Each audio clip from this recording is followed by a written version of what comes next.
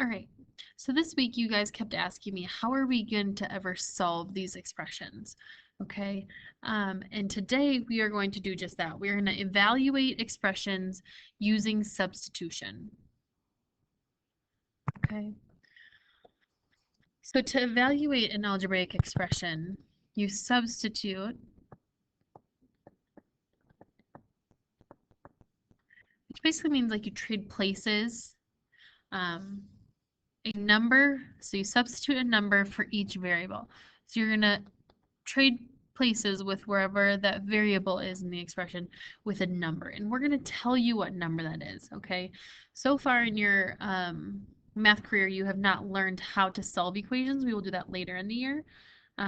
So right now, we will always tell you what that letter, what number should be plugged in for that letter.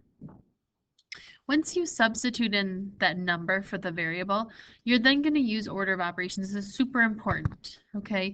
You use the order of operations to find the value of the numerical expression.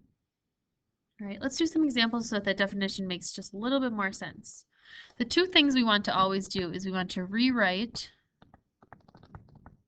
the expression.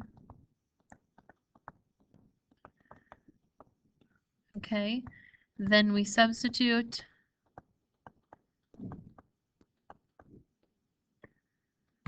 and then we solve.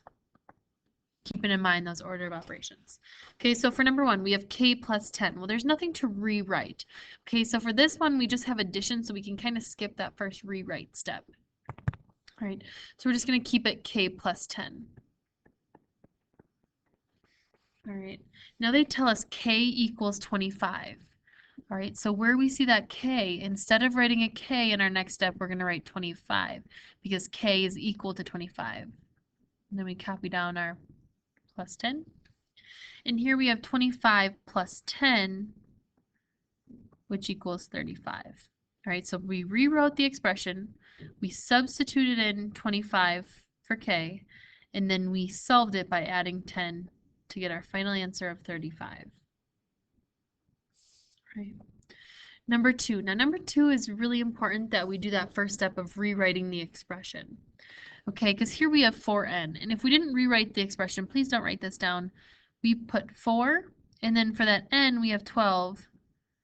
We have 412. Now, 4n does not mean 412. Okay, 4n, we can rewrite, remember, to unsimplify it is 4 times n. Okay, and we're going to see how that's a different number than 412. So the first thing we need to do is rewrite it, unsimplify it, put that multiplication sign back in, and then we can substitute in 12 for n. So instead of n, we're going to have 4 times 12. Now if that's something that we need to pull to the side to do that multiplication, we can, but we should get 48. Okay, so we have to first rewrite it, unsimplify it to put that multiplication sign in so we don't end up getting 412 instead of 48. Very different numbers. Okay. Number three, same idea except for now we have two letters. We have A divided by B. I'm just going to rewrite that. Instead of A, I'm going to put 16. Instead of B, I'm going to put 2/3. So we have 16 being divided by 2/3. The very first thing we need to do is make 16 into a fraction, putting it over 1. All right. Then we keep, change, flip to divide these fractions. So we have 16 over 1 times, or being multiplied by 3 over 2. Again, if we need to pull 16 times 3 over to the side to do that math, that's okay.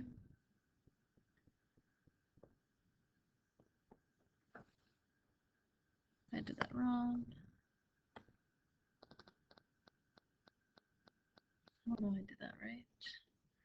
We get 48 over 2 times 1 is 2. Okay. Last step, we divide 48 by 2. If we need to show our work for that, that is okay. 2 goes into 4 2 times. 2 times 2 is 4. We subtract, get a 0, bring down our 8. 2 goes into 8 4 times perfectly. No remainder, no more numbers. This is equal to 24. Let's do one more example, or a couple more examples. Getting a little bit harder. All right, now we want to rewrite this expression, unsimplifying it. So we want to expand it. So we have 3x. Well, that means 3 times x. This is super important, so when we plug in that 5, we don't say that that number is 35. It's 3 times 5, not 35. Okay, then it tells us x is equal to 5. So instead of writing that x, we're going to put a 5. So we have 3 times 5 minus 14. Okay, now remember, we have to use order of operations here. We have multiplication and subtraction. No parentheses, no exponents. So we do that multiplication. 3 times 5 is 15. No division, no more multiplication, no addition. So we do that subtraction. 15 minus 14 is 1. Okay. The biggest mistake I see students doing here, guys, is not expanding it and writing 35 minus 14 instead of 3 times 5 minus 14. Super important. All right, so here we have z squared plus 8 and 5/10. Okay, when z equals 2. First thing we're going to do is unsimplify z squared. Well, z squared means z times z. And then we have plus 8.5. All right, next step is we're going to substitute in that 2 for every z that we see. So we have 2 times 2 plus 8.5. Again, we have order of operations. No parentheses, no exponents. We have multiplication. 2 times 2 is 4. No more multiplication, no division. We have addition. If we weren't sure about that number, we could line them up, make sure we're lining up those decimals, dropping it down, and we would get 12 and 5/10. Okay. I want you to pause the video. I want you to try these 3 on your own. Okay. Remember that first step is to expand it, to rewrite that expression. Second step is to substitute. Third step is to solve. Okay. So pause the video, try these on your own, then resume it to check. Okay, so first thing we want to do is expand this. PQ means P times Q. All right, P equals 24, Q is equal to 8. So instead of writing a P, I'm going to write a 24. Instead of writing a Q, I'm going to write an 8. So my final answer is going to be 24 times 8. I have to solve that. 8 times 4 is 32. 8 times 2 is 16, 17, 18, 19. We should get 192 for number 6. Number 7, we want to expand it. PQ again means P times Q minus 10. P is 24. Q is 8. Order of operations tells us to do that multiplication first. Well, we already did that multiplication. 24 times 8 is 192. And then we want to subtract 10. To the side, we take 192 minus 10. 2 minus 0 is 2. 9 minus 1, 8. 1 minus nothing, 1. Number 7 should be 182. Last one, then you guys get to practice. We have P over Q as a fraction. First thing we have to do is think about what operation does that fraction bar mean? That fraction bar means division. So when we rewrite this, we want to rewrite it with a division sign. So P divided by Q. Now P is equal to 24. Q is equal to 8.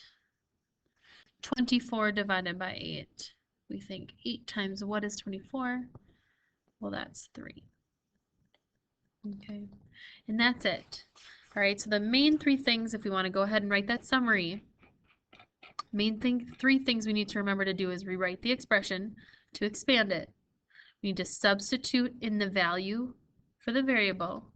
So whatever number that variable is equal to, we will always tell you that number, and then solve it. And that's it. All right, so these problems are not on your note page. I just want you to follow along with the video. If you want to write it on the side or in your summary section, you can, but you don't have to. Here's just going to be a couple examples of word problems with substitution, because you will have some of these on your homework. So this first problem says you earn $15N. So that's going to be our expression that we're using. 15N dollars for mowing N lawns. So what that means is that that the letter N is going to represent the number of lawns that you are mowing. So N represents the number of lawns that you're mowing. So this first equal sign is talking about in words, what does N mean? The second one's going to talk about in numbers. We want to know how much do you earn for mowing 8 lawns. So in this problem, N is going to equal 8. Our expression we're using is 15N, and what 15N means is 15 times N, right? When a number is next to a letter, that means to multiply. In this problem, we want to know how much we earn for 8 lawns, so we're going to take 15 times the number of lawns that we are mowing, which in this problem is 8. To the side, we can stack 15 times 8. 8 times 5 is 40. 8 times 1 is 8, 9, 10, 11, 12. So you're going to earn $120. Question number 2 is building off of this question, so still 15N. How much you earn for mowing 10 lawns. So N is still equals to the number of lawns that we're mowing, but in this problem, our N is going to be equal to 10 instead of 8, because we're going to mow 10 lawns instead of 8 lawns. So here we're still doing 15 times N, and N equals 10, so we're going to do 15 times 10. Again, we could stack it, or you could say 15 times 1 is 15, and then add our 0 to make it $150 is how much you would earn for mowing 10 lawns. All right, here's another example of a two-part expression. So after M months, so what that means is M is talking about the number of months. The height of a plant is 10 plus 3M millimeters tall. How tall is the plant after 5 months? Okay, so we've got our expression, and then they're telling us the number of months is equal to 5. M equals months, so M equals 5. First, I'm going to rewrite this expression, plugging in my number for M, so M equals 5. And remember, 3M means 3 times M. Make sure you put that multiply sign in so that doesn't become a 35. Using our order of operations, we don't have parentheses, we don't have exponents, so next would be multiplication or division. I have 3 times 5, that's going to be 15, and I'm going to copy down what I haven't used, which is my plus 10. Then last but not least, I have to do 10 plus 15 for my addition, and that is 25. Now this question was talking about the height of the plant, which is millimeters. The abbreviation for millimeters is mm. So our answer would be 25 millimeters. Right? And that's how we solve word problems with substitution.